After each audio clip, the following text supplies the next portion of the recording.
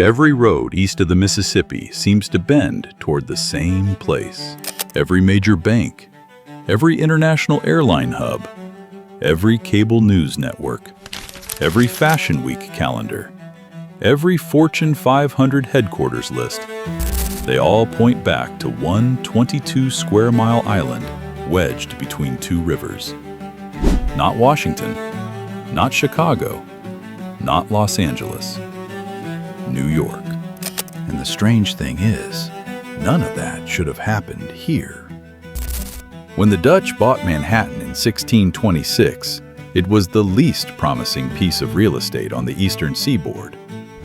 Boston already had a working harbor and decades of trade relationships with England.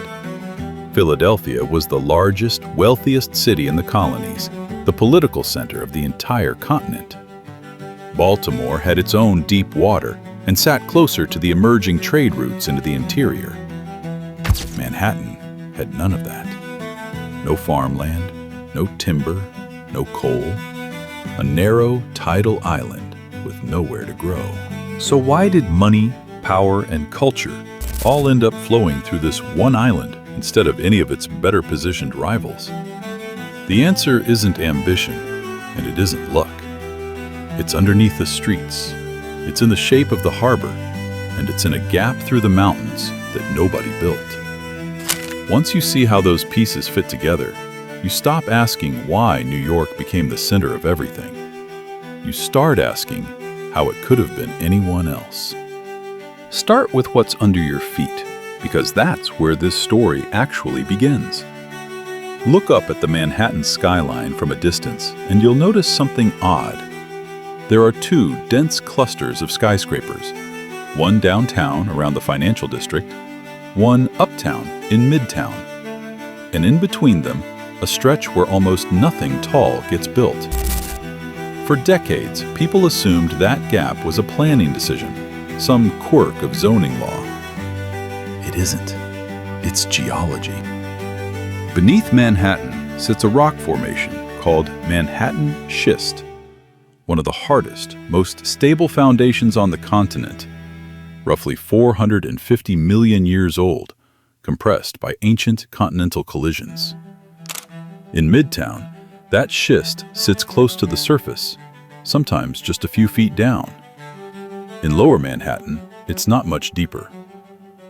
The Empire State Building's foundation goes down 55 feet and hits solid rock. Compare that to Chicago, where skyscrapers are driven into soft glacial till because there's no bedrock close enough to use. The schist is the reason Manhattan could build taller, faster, and cheaper than almost anywhere else on Earth. And in the stretch between downtown and midtown, that same rock dips far below the surface, buried under glacial fill, which makes building there far more expensive.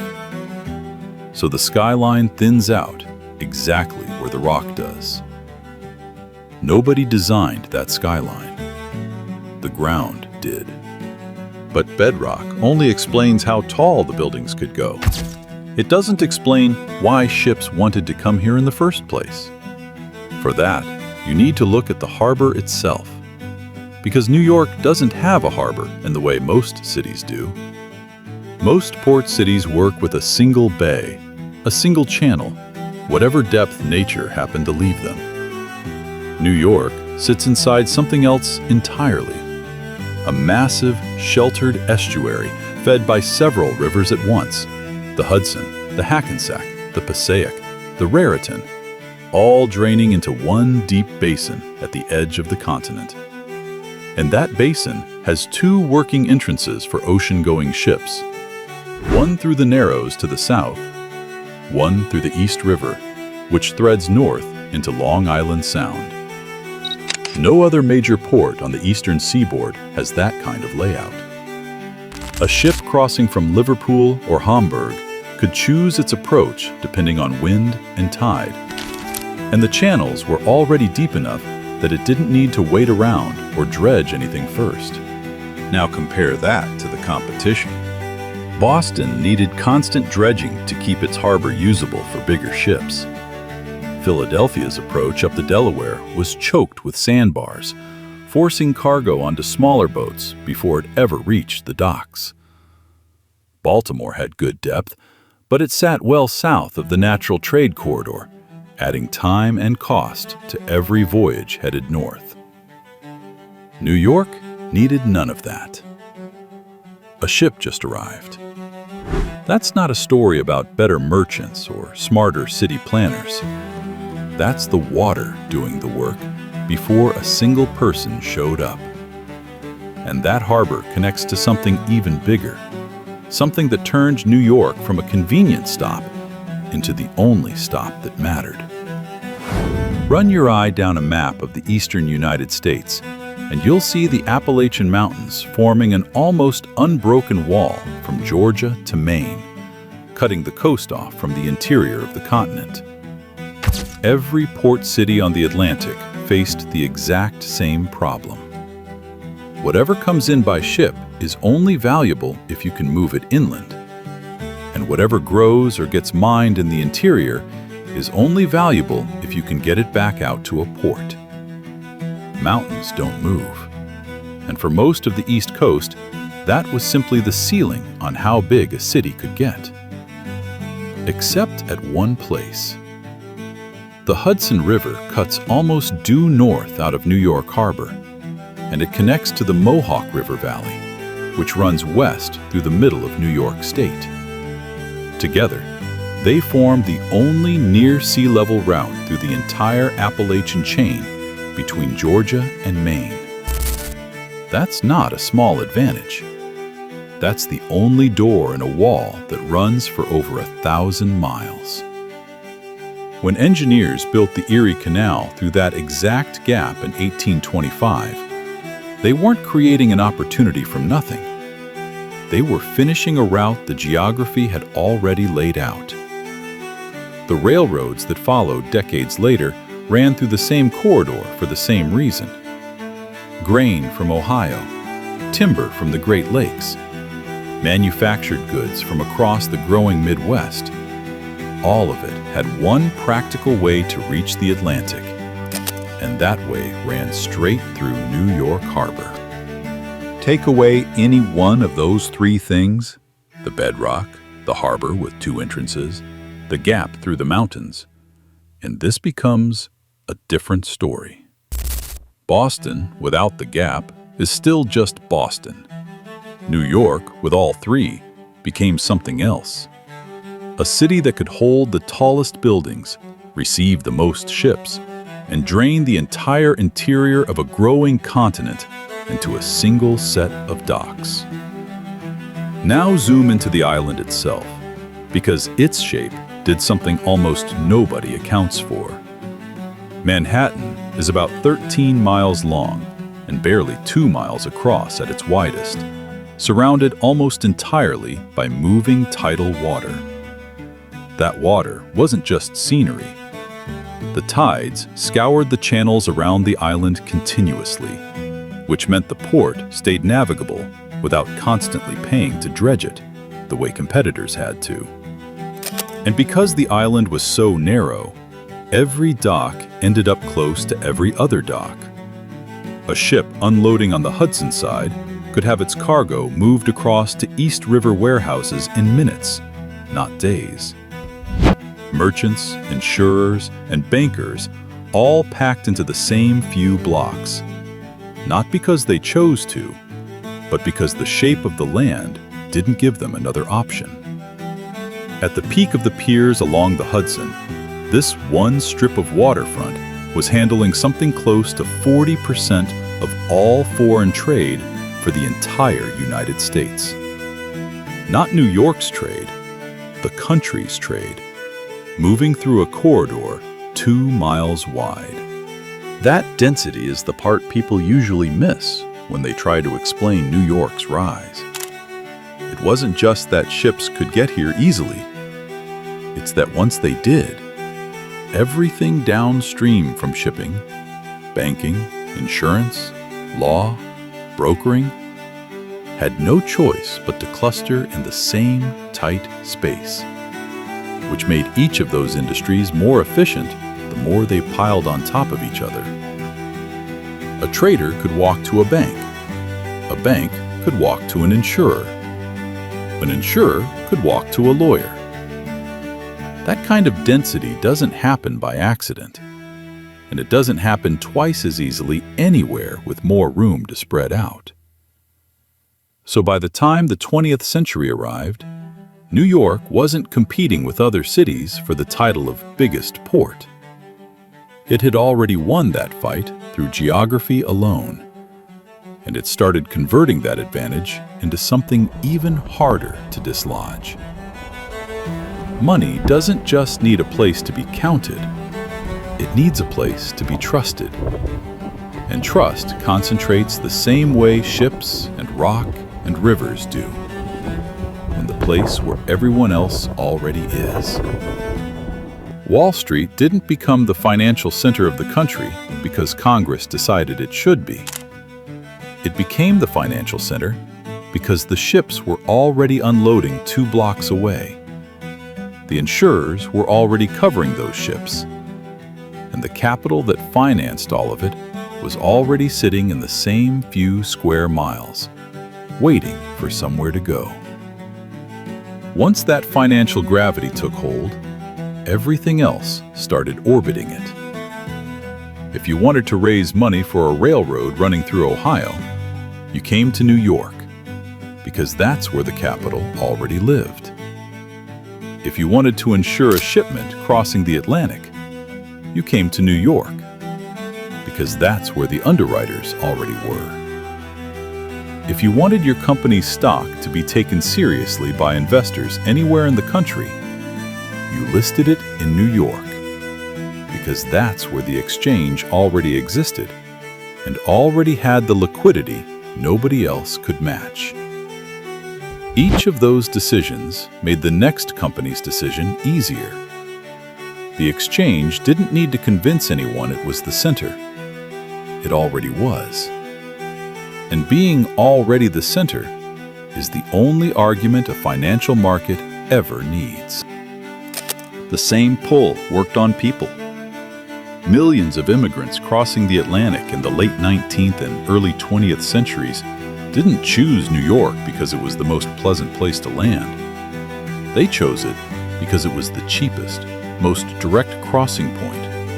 The same harbor geometry that had been pulling in cargo ships for 2 centuries, now pulling in people by the boatload. Ellis Island processed more than 12 million arrivals in its years of operation, and a huge share of them never left the city that first took them in. That gave New York something none of its competitors could easily replicate: a workforce so large and so varied that almost any industry could find the labor it needed, right where the capital and the shipping already were. And once you have the money and the workforce stacked in the same place, culture follows the same logic as everything else in this story. Publishing houses set up in New York because that's where the printing presses, the paper suppliers, and the literate immigrant workforce already existed. Broadway grew out of the same density that put insurers next to bankers. Enough people, packed close enough together, to support theaters on nearly every block. Radio networks, and later television networks, built their headquarters in New York for a reason that will sound familiar by now. That's where the advertisers were, because that's where the money was, because that's where the ships had been landing since the 17 former. Every layer of the city's economy fed the next layer, and every layer made it just a little harder for a competitor to catch up. This is the part of the story that's easy to miss if you only look at modern New York. The finance, the media, the fashion, the sheer cultural weight of the place. None of it appeared out of nowhere. Every one of those industries built itself directly on top of an advantage that started as bedrock and moving water. Manhattan schist gave it the buildings. The two-mouthed harbor gave it the ships. The gap through the Appalachians gave it the interior of a continent to drain. And the narrowness of the island packed everyone who benefited from all three so close together that no competitor, no matter how many decades they had, could ever fully close the gap. But here's what the geography story usually leaves out, because it's not as satisfying an ending. The same island shape that built the most efficient commercial machine in the Western Hemisphere is now a hard ceiling on that machine. There's no more land. There's no more shoreline left to develop. The tidal water that once made the port so efficient is now simply a wall around an island that's already full. The bedrock that let the skyscrapers rise has been built to its practical limit. Midtown is full. Lower Manhattan is full. And building anything new usually means tearing something old down first. The density that made this island the center of the financial world now makes it the most expensive place to live, to build, and to operate in the entire country. Every square foot of usable land in Manhattan has already been claimed by something. And that's the strange contradiction sitting at the center of this whole story. Nothing about the underlying geography has changed. The harbor is still there. The bedrock is still there.